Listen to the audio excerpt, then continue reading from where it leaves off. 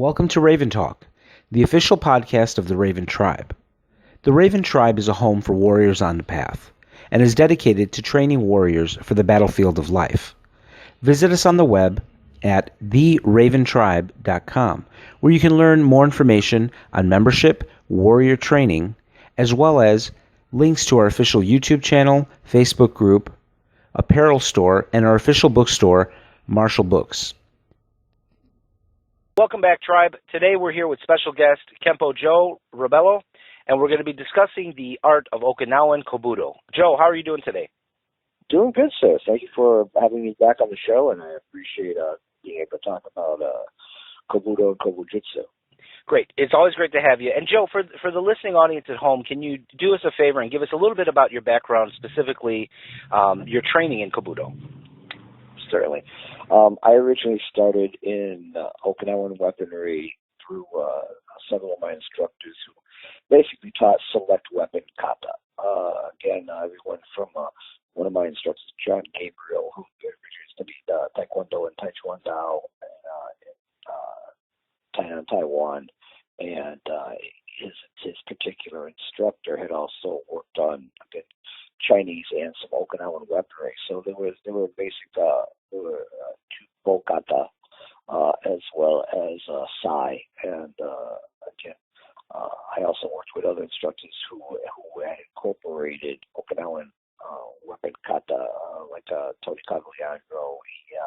He had incorporated Yashiro Tomiki no Kun. I had also worked with some people who had worked with Professor Serio, who their classic Bokata is Sushido Konsho, which he had originally learned from Fumiya Debora, who was the AKA American Karate Association weapons advisor, as well as Tadashi Yamashita, who was one of the AKA weapon advisors as well, director at that time. So, weapon katas such as Hanahiga no Tonfa, Matsuhiga no Sai, were incorporated into those curriculums. And then, of course, the mainstay really was Carlos Fabres with Nindoru, who I had met in the 1980s, who had relocated from Puerto Rico to my hometown, Bedford, Massachusetts. And he had worked with his instructor, William Solano, in Puerto Rico, who had also trained with a gentleman, Kimo Wall. And again, he had select kata from all five major traditional Kobudo weaponry, or Kobujutsu as we call it in Nindoru. Now, Joe, can you tell us a little bit about some of the misconceptions people may have about Kobudo? I think one of the most common is that it's a Japanese art. Can you clarify that for us? Is this a Japanese art? Oh, no, but I mean, again, the Japanese do have their own Kobudo and Kobujutsu. Again, like in Nindoru, we use the term Kobujutsu. Again, the reason why is because the more traditional, classical understandings of Okinawan weaponry. And again, when we look at Okinawan weaponry, again, the key ingredient, a lot of people say, well, it's just farming implements and nothing, so select weapons. And there is some truth to that. There's definitely truth to that. Again, I always recommend when people look at classic American films from classic European peasants revolting or assisting and overthrowing a tyrant and whatnot. And what are they carrying? Well, they're carrying pitchforks, they're carrying flails, they're carrying the basic agricultural tools that they use in their day-to-day life, in their occupation, and in their life. And that's something that's been indigenous all the way back to the Chinese. There's I was discussing with someone the other day, he's looking at a particular weapon, he goes, that's a strange weapon. I said, what is that? That's a rake. It's a 9-tooth rake, Again, this is something where, what did you defend yourself with? Well, basically what you used every day in your life. And so that is a very prevalent element in regards to what we do. In regards to Kobujutsu. So that ingredient is there. But again, also the use of traditional classical martial art military weaponry is also utilized as well. And then they would take those techniques and apply them to they're given agricultural tools or occupational tools as well. But then, of course, there's also the classic Okinawan martial arts that they learned from the Chinese, when they either visited China or had Chinese merchants and martial artists visit Okinawa. And in our past episodes, we talked about the importance of the Ryukyu Islands geographically in relationship to mercantilism and spreading religion and spreading culture. And Okinawa was integral to those various elements being spread throughout China and Japan and various parts of the Indonesian archipelago So, Joe, as well. can you tell us what the weapons are that are taught in Kobudo? Certainly. Most people are familiar with the main five. And again, that is the bow or staff, the tonfa, sometimes referred to as the tuifa, which is the grindstone handles, the nunchaku, and also we go from wood to metal, so next is the sai, and then the kama, or the paired weapon, the nichogama. And those are the five primary ones. Now, some Kobudo orientations only teach one, like Yamani-Ryu is renowned for its bojutsu. Normally, for many, many years, did not teach anything else. All they did was bow. So there are certain styles that specialize in only one or two weapons. But in quote-unquote modern Kobudo, primarily it's known for those major five. And there are many more that we could discuss today that go beyond that. But that's the prior, and it's like the fingers of the hand, to really understand, a well-rounded Kobujutsu. The foundation is like the five fingers of the hand, those five weapons. Now, Joe, I've heard the argument that some of the weapons taught in Kobudo are not agricultural tools. What are your thoughts on that? Are some of these, were they always weapons, by design, or are they all farming implements that were adapted to self-defense use? Well, again, we mentioned first and foremost that Kobujutsu and Kobudo in the Ryukyu Islands is not only an indigenous internal art, it's also an imported art. That many of the weaponry and the understandings of their weaponry were imported from China. And again, the key ingredient here, when we look at the history of the staff, every civilized culture, whether Western or Eastern, has some form of staff play.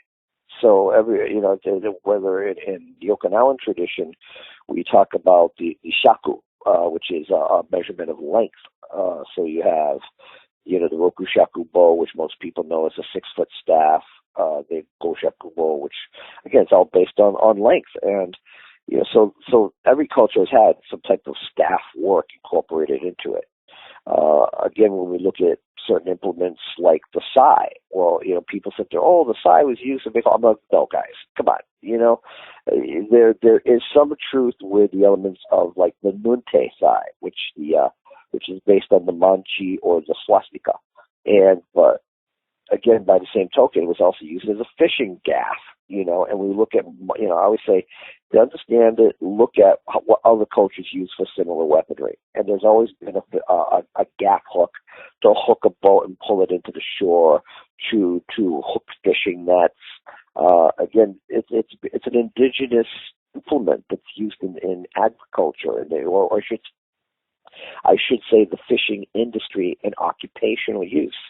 But when we look at weapons like the sai, the traditional sai, the sai, again, first of all, from Buddhism, we have what's known as the trishul, or which is, again, a symbol in Buddhism. And again, it's something that's always been there in relationship to use of the trident. And, when we look at religious culture and the various devices and apparatuses they would use in their ceremonies.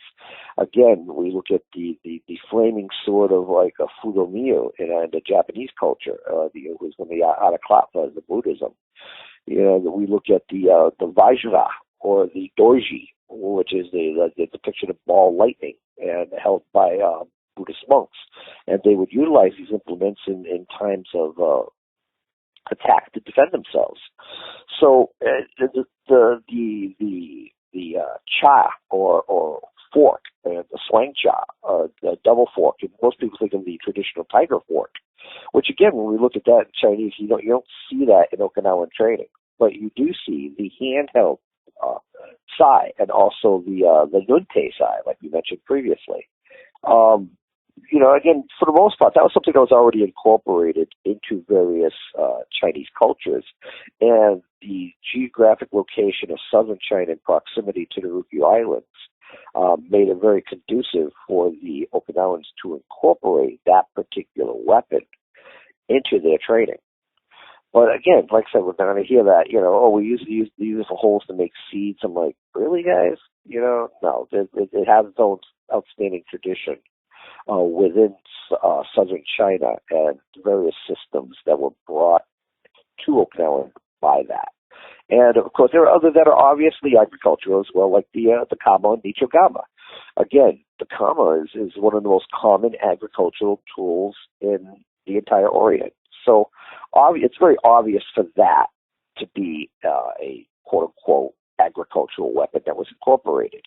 The Chinese have their own version of the kama, the liang, but like I said, we're back to it's an agricultural weapon. It's funny, one of the few times that I actually have seen a kama-like weapon utilized in a classic kung fu film, for instance. The same thing, a concept of a farmer who utilized his sickle, and again, that holds true to that. But then the most interesting one of the group that has that question is the tofa. Now, the tofa, according to the Chinese, there are many who utilize the kwai, which is the Chinese pronunciation for that particular weapon, and originally it was a crutch. And far longer, again, I always like to quote people, say, well, what's a easy way to quote? I always mention martial arts films. There's some wonderful depictions explaining this. The classic film Challenge of the East, or Shaolin versus Ninja, with Gordon Liu, and he portrays a Chinese merchant's son who marries through arranged marriage this Japanese woman. She studies Japanese and Okinawan martial arts, and they mention about the tofa versus the kwai, and that the kwai has always been much longer. Why? Its original intonation and use. Is there a actual physical device that's used in Okinawan culture that utilizes the tofa? Yes. When we look at the grindstone, and what we mean by that, there's several different types of grindstones. And what does a grindstone do? It grinds rice into millet, and millet, people also know as rice flour. It's grinding the rice kernels into a powder. And there's a smaller device that's used. It's circular in nature, and it has a circular indentation. And you take another stone, which has obviously an external, like the male and female element, a circular shape, and you place it on top of it. You stick the tofa handle in the side, and then you utilize the handle and circle the grindstone to grind the rice into millet. It's an actual device. And you can look in Okinawan museums. You can actually look it up online and find it. So there is truth regarding that. So, there's always that element of truth of what do you use when the tax collector comes in and your invaders come in, and you're just a farmer. You're not a military person. You're not, you may have some training or you may not. So what do? You grab your implements that you use within your occupation, and you use those tools to defend yourself. So again, there are both sides of the story depending on the weaponry. Again, there is some truth in it. Other ones, like the sai, are distinctly and always have been either religious symbols or imported weaponry from China. Joe, now let me ask you about Kobudo's relationship to karate. Are they two separate arts? Are they, are they taught together all the time or some of the time? Also, I've heard it mentioned, I can't attribute the quote to any particular person, but I have heard the quote that without karate, there is no Kobudo. Well, there's a solid foundation in that. Again, we go back to the various ruha in Okinawa, in the Ryukyu Islands.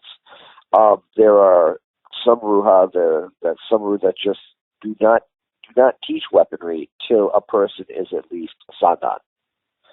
And there are other systems where the Kobudo is integral to early training, where you'll see people who are very low ranked already introduced to Kobudo because it's like the yin and yang, like the yin and yang. It's part of the overall experience and study of that given style. I know that many modern karate systems that, again, or you can't learn that till you're brown belt, or we didn't normally teach that back in the day till sandan, while others will be, it was always kata kobujitsu, kata kobujitsu. And again, to show how the Okinawan weaponry was enhanced by the karate and vice versa. When we look at certain actions, I watch certain particular kata and I go, that's a bow disarm. Someone's attacking with a staff and you take it away from them and strike them back with it. Again, it's part of understanding in our modern society, in our modern martial arts. Okay, a guy attacks me with a knife, he attacks me with a club, he attacks me with a gun. We have defense techniques and disarming techniques against that modern weaponry. Well, if that holds true, why wouldn't we have disarming techniques against classical and ancient weaponry? Well, the fact is we do. You just have to know what to look for. Again, there's certain styles that have a plethora of kobujitsu. The one that immediately comes to mind in many people's minds, of course, is Matayoshi Shinpo and his particular group, where they have numerous weapons. They have a full kobujitsu curriculum, far beyond the traditional 5 weapons that most people know of. They have everything. Again, when we go beyond that 5, and when you look at some of the other ruha and karate, you'll see again that perhaps one, again, less than the 5 weaponry. Perhaps they only do bow and tonfa.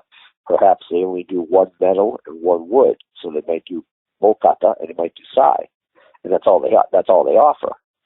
And many of them would go to the specific weapon masters, and we talk about the Matayoshi group, and you'll see a key person that I'm immediately reminded of is Shikichi Odo and Okinawan Kenpo, and he clearly mentions that the majority of the weapons he did came from the Matayoshi lineage. So it really varies according to the style, and again. When we look at certain styles, it was funny. I was reading something from a gentleman the other day who was quoting that he said that when a person takes a karate kata and applies it with weaponry, that many of the traditional Okinawans frown upon that. And I was really surprised by that. It's a natural evolution, whether you're doing kobudo, and by the same token, doing weapon forms and being to what happens when you take the weapon away, can you perform the same movement?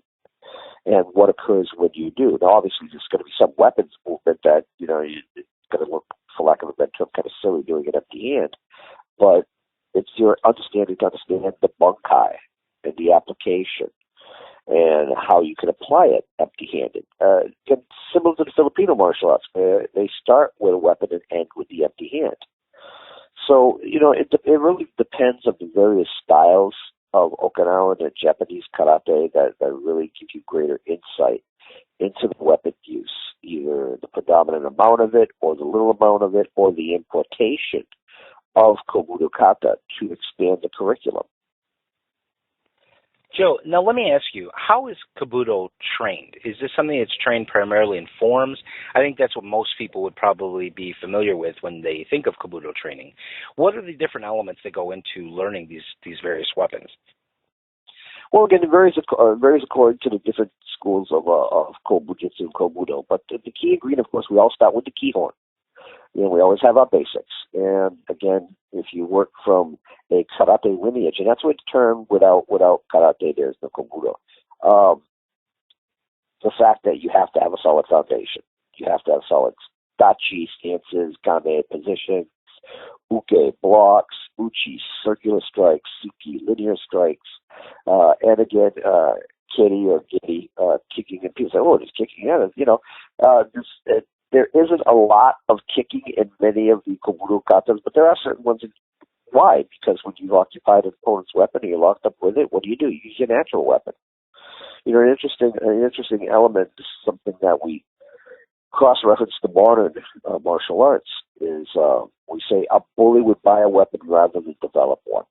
And in our modern society, we say about how a person, when they have a weapon, if they've never used a weapon before, they depend on that weapon to compensate for their inability to defend themselves or attack or what have you, on a negative connotation with a bully, but also on a positive connotation with a martial artist defending themselves.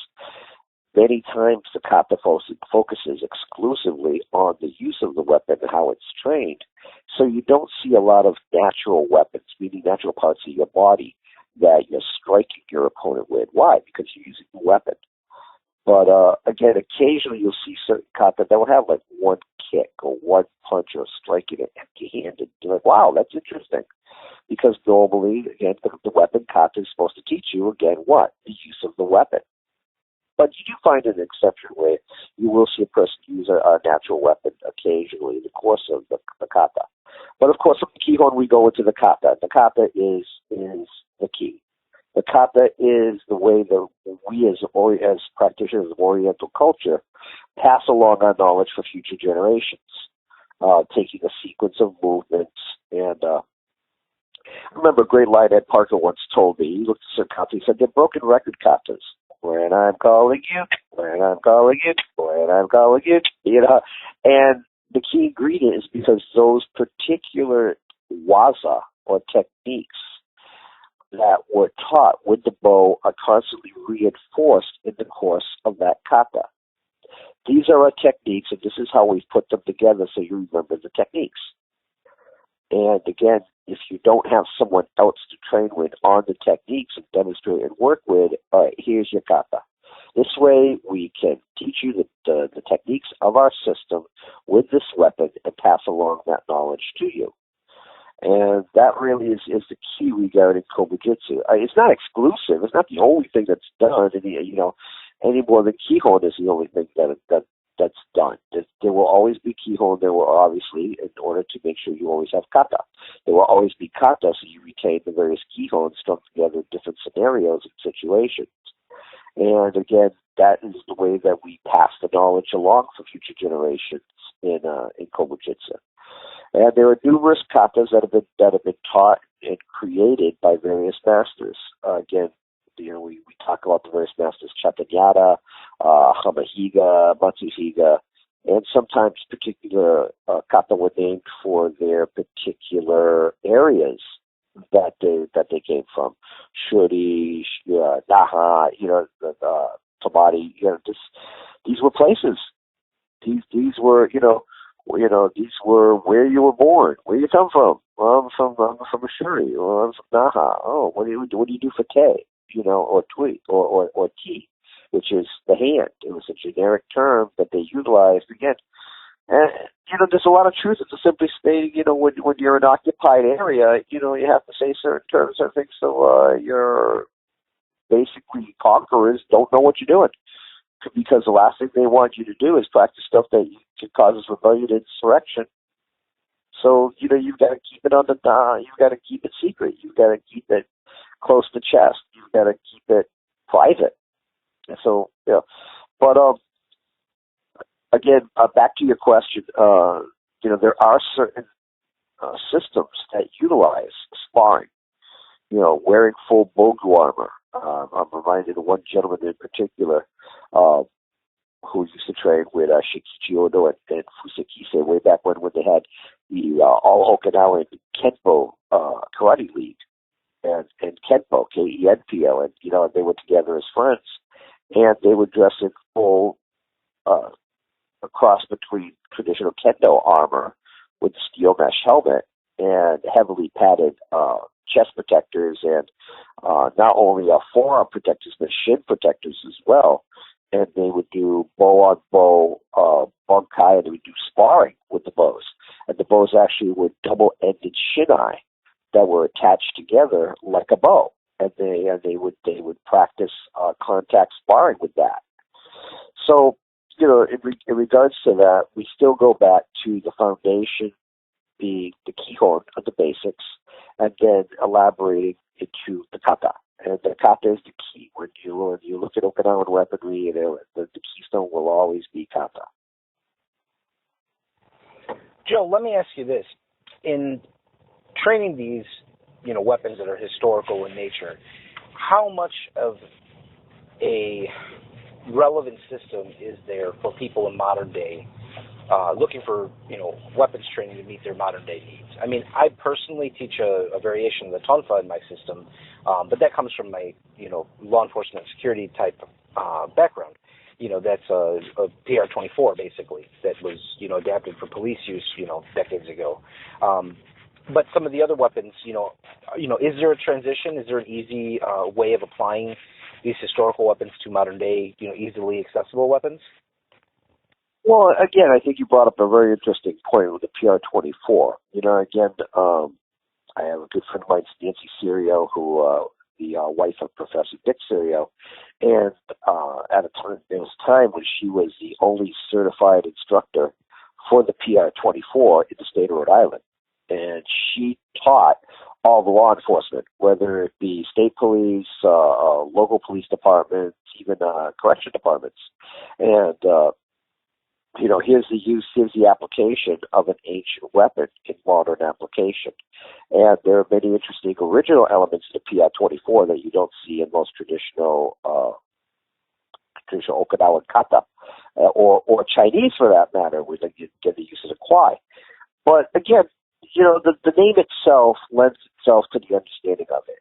Ko-bu-jitsu, which is the ancient martial arts, which later, again, after World War II, the term Kobudo was used because, again, just being honest, how often will we use these ancient archaic weapons in our modern society? The answer is it doesn't happen. The only times that you do see it happen is in one case, of course, the most popular one in our country is, of course, the nunchaku. And when the Kung Fu movies, Bruce Lee films came out in the 1970s. Now, obviously, they were brought to this country originally through individuals such as Tadashi Yamashita and Fumio Nomura. Those are the prevalent ones. Other competitors that come to mind who did Kobudo in our country, who were the pioneers, were people like Glenn Preview, another gentleman, of course, George Dillman. These were the people that, from their training with their instructors, again, other individuals, several individuals from the Ishinryu school that had learned their Okinawan kata, the Kobudo kata, the Kobujitsu katas, would demonstrate them at karate tournaments. And originally, weapons divisions and weapons tournaments, they really didn't, as far as the use of weaponry, demonstrating them in, competing was popularized until the late 1960s, early 70s. And it was very rare because so few practitioners did weaponry. And but when we look at the use of weaponry, when we look at the bow staff and the various incarnations of the bow staff, whether it's the rokushakubo, goshakubo, the Japanese jo, the kanbo or double short sticks, all the way down to the use of the yawata. Again, the yawata, I remember many years ago back in the 1960s, in the back of comic books, there was, we talked about the Yubi bow. And it was a jiu-jitsu gentleman who basically learned yawata techniques or the finger staff and had put it together in a small booklet that you could buy. And, again, you really have to look at the actual weapons as what they are. Archaic. They're ancient. And we do, and this is where the art, the martial art, comes through. We learn these as a bodybuilding tool. We learn these to preserve the art. We learn these to continue the legacy of those given weapons. Even though we may not use them in our modern society, quote unquote, as weaponry, we still use them as training tools. We still use them to preserve the nature of the art and to preserve the integrity of the art and its history. And again, will it enhance our empty hand training? Of course it will. It will strengthen our bodies. It gives us a greater understanding of how to use an extension of our body, utilizing the different weaponry. It gives us a sense of the history of the culture of the art that we study and the beauty of the art.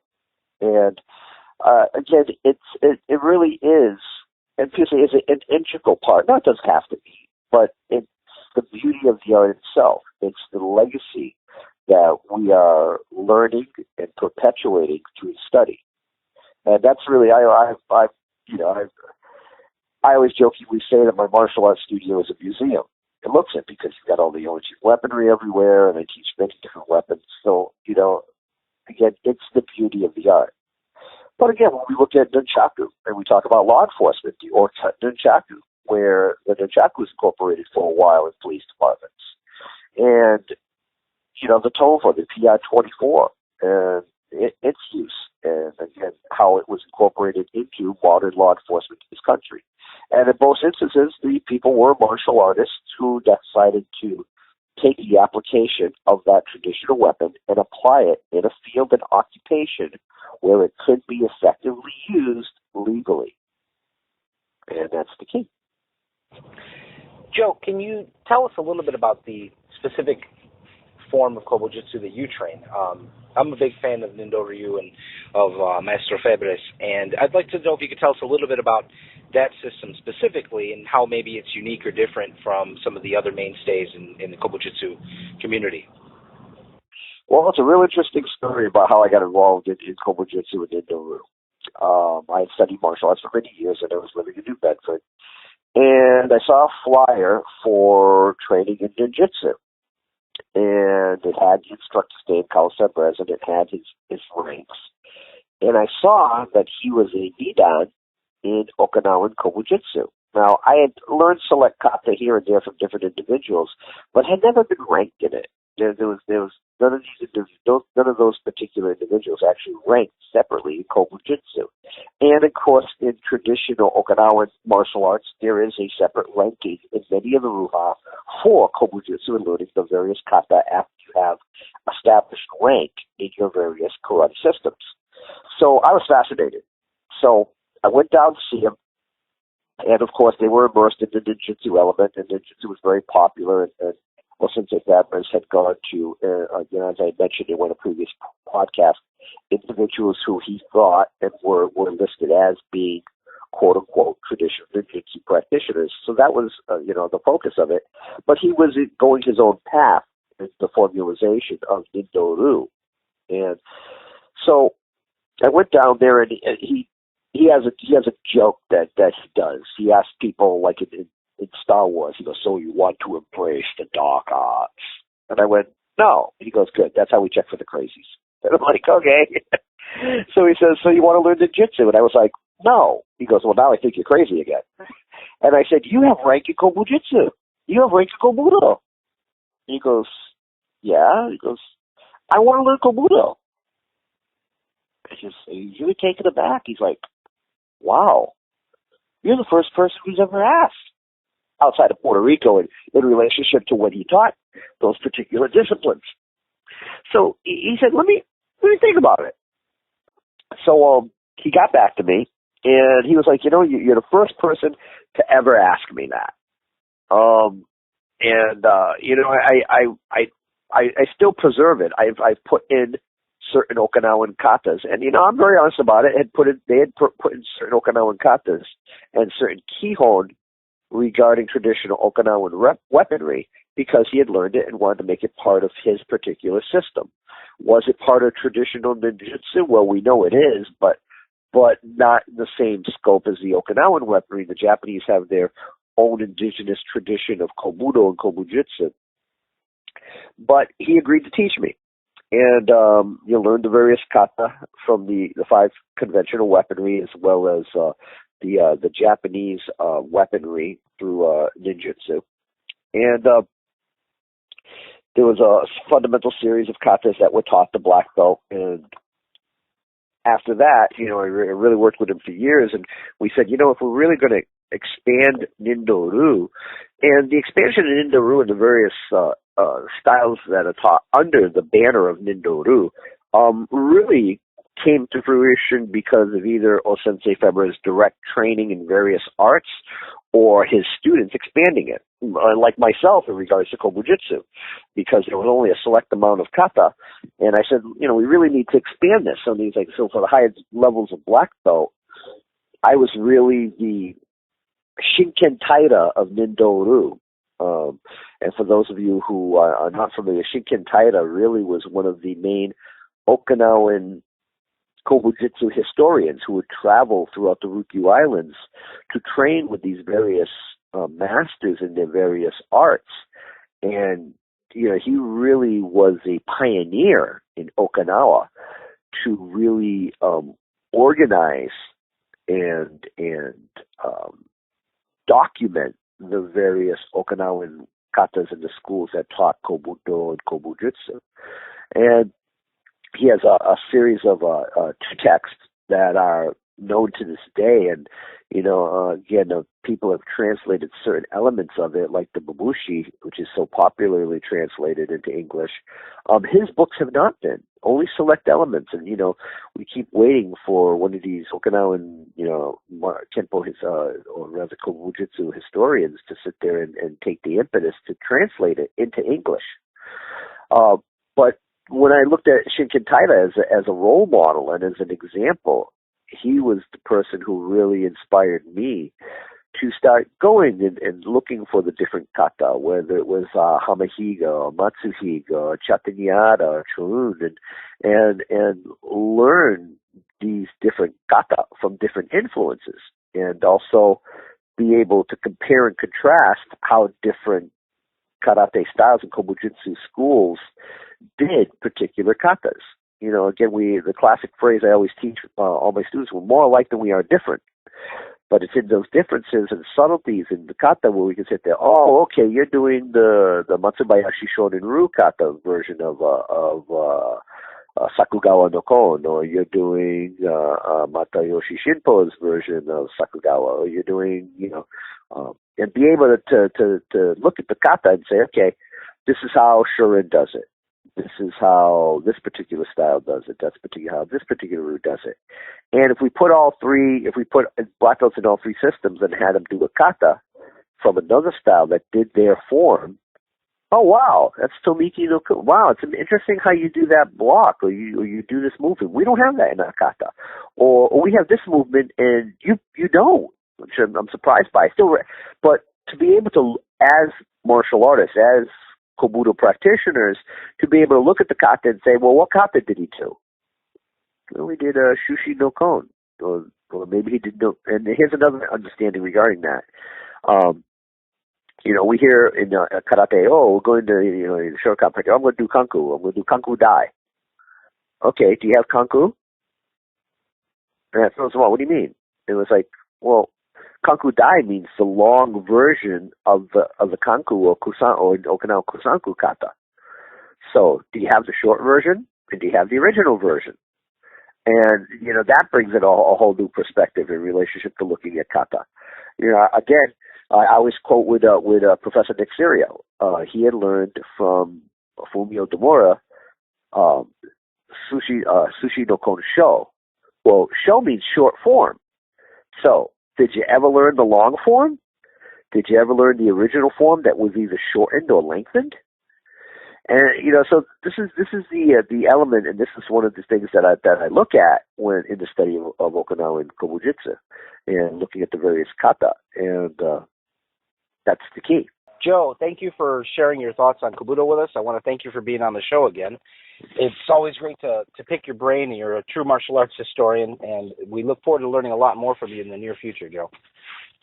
Well, Well, thank you very much. If I can make one closing statement. Again, I encourage all martial artists to learn the weaponry that is indigenous in the martial arts. It's a beautiful art. There's a lot of great applications of the bunkai and natural techniques. Many of the weaponry can be used in our modern society. Some of the weapons can be used in our modern society, as we mentioned, with the nunchaku, etc. It's really, appreciate the beauty of the art, appreciate the hard work and training that goes into the use of weaponry, and just the sheer joy of learning the ancient martial arts. Great. Well, great advice, Joe, and thank you again for being on the show. We look forward to having you on again real soon. Thank you so much for your time, and it's great to be on Raven Tribe again, and look forward to talking to you again in the future.